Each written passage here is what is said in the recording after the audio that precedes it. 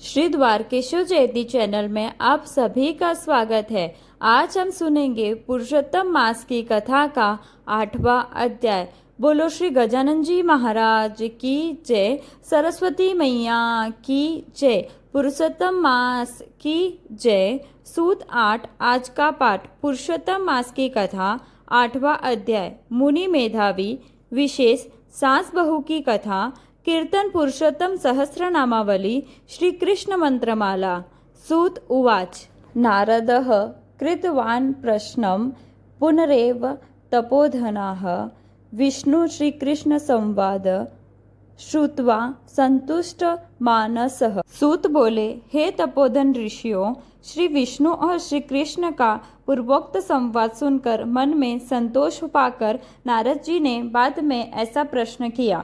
सूत पुराणी बोले, हे मुनि श्रेष्ठों, भगवान विष्णु और भगवान श्री कृष्ण का संवाद सुनकर बहुत हर्षित हुए। नारद ने भगवान विष्णु को कहा, भगवान विष्णु पुरुषोत्तम मास को वैकुंठ में लेकर आए, उसके बाद क्या हुआ वह कहिए। उसके अलावा अर्जुन कृष्ण की कथा भी कहिए, क्योंकि अर्जुन कृष्ण की कथा लोगों के लिए हितकारक है। भगवान नारायण ने कहा, हे नारद, भगवान विष्णु ने पुरुषोत्तम मास को अपने यहाँ बसाया, इससे वह बहुत प्रसन्न हुआ।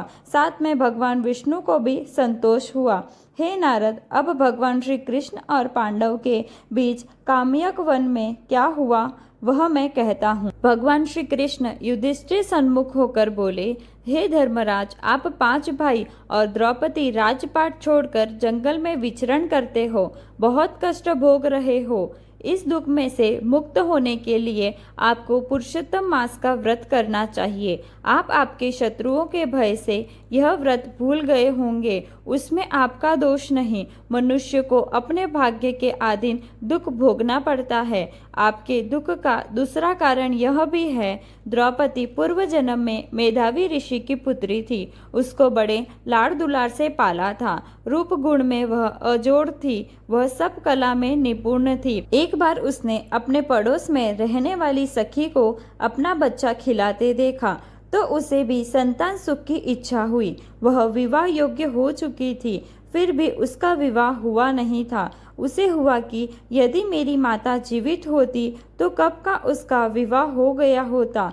इस बात में उसके पिता क्यों उदासीन है, यह उसे समझ में आता न था। एक और ऋषि कन्या मेधावती ऐसी चिंता करती थी। तब दूसरी ओर मेधावी ऋषि पुत्री के विवाह करने की चिंता में थे ही योग्य वर न मिलने पर वर की खोज में बाहर निकल गए। बहुत नगर घूमने से मेधावी ऋषि बीमार हो गए। जैसे तैसे करके अपने आश्रम में वापस आए। उनसे बैठा उठा भी नहीं जाता था। वे बेभाव अवस्था में पड़े रहते थे। पिता की ऐसी दशा देखकर वह मेधावती व्याकुल हो गई। मेधावी ऋषि भान में आते ही उन्होंने प्रभु को प्रार्थना की, हे दीनानाथ, हे राधा रमण, हे राजेश्वर, हे राधापति, हे गोविंद, संसार सागर में डूबने वाले मेरी आप रक्षा करो। आपकी कृपा के बिना मेरा दुख दूर न होगा। आप मुझे निराधार के आधार हो। आपको मैं नमस्कार करता हूँ। मेधावी ऋषि की ऐसी स्तुति सुनकर विष्णु लोक में से भगवान के दूत उनके पास आए और उनका आत्मा प्रभु के चरण कमल में पहुंचाया। इस और आश्रम में पिता की मृत्यु से मेधावती कल्पांत करती है। मेधावती ने अपने पिता का शव अपनी गोद में रखा और रोते रोते कहने लगी, हे पिता, आप मुझे अकेली छोड़कर चले गए। मेरी माता, बहन, भाई, दूसरा कोई सगा संबंधी नहीं। मुझे किसके भरोसे छोड़कर चले गए? मेरी देखभाल कौन करेगा? इस जंगल में मैं अकेले कैसे रहूंगी और कैसे जी सकूंगी? मेधावती का ऐसा विलाप देखकर आसपास के रहने वाले ऋषि मुनि दौड़कर आए। उन्होंने मेधावती को दिलासा दिया और मृत्यु बाद मेधावी के देह को अग्निदाह किया। उसके बाद मेधावती ने पिता के पीछे योग्य श्राद्ध, तर्पण, दान आदि किया। वह आश्रम में अकेली ही रही। जैसे गाय बिना बछड़ा तड़पता है, उसी तरह वह निराधार तड़पने लगी। वक्त बीतते धीरे धीरे उसका दुख दूर होने लगा। इति श्री बृहन्नारद्य पुराण के पुरुषोत्तम महात्म्य का मुनि मेधावी नामक 8वां अध्याय संपूर्ण। अब पुरुषोत्तम मास की पावन कथा पढ़ेंगे। सास बहू की कथा। कनकपुर नामक एक गांव था। वह नदी के किनारे आया था। उस गांव में मणि बहन अपने लड़के और बहू के साथ रहती थी। सुबह होते ही लड़का खेत में काम करने जाता था और बहू घर का सब काम करती थी। मणि बहन सारा दिन आसपास पड़ोस के घर जाकर बातें करती थी। घर बैठे पड़ोसन को बुलाकर फिजूल की बातें करती। ऐसे दिन खत्म हो जाता। उनकी धर्म ध्यान में बहुत रुचि न थी। डींगे हाँकने में और बातें करने में अव्वल थी। उनकी एक बहू का नाम मैना था। मैना कम बोलती, वह घर के काम में व्यस्त रहती। वक्त मिलने पर वह धर्म ध्यान करती। इतने में पुरुषोत्तम मास आया।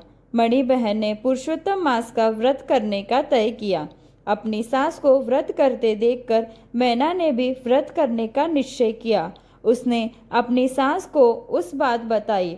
तब मणि बहन गुस्से होकर चिल्लाकर बोली, बड़ी देखी भक्तानी, घर में बैठकर धर्म कर्म करो, नदी में नहाने जाने की जरूरत नहीं है। मैना सास की नाराजगी समझ गई। वह चुप रही। उसने मन ही मन व्रत करने का संकल्प किया।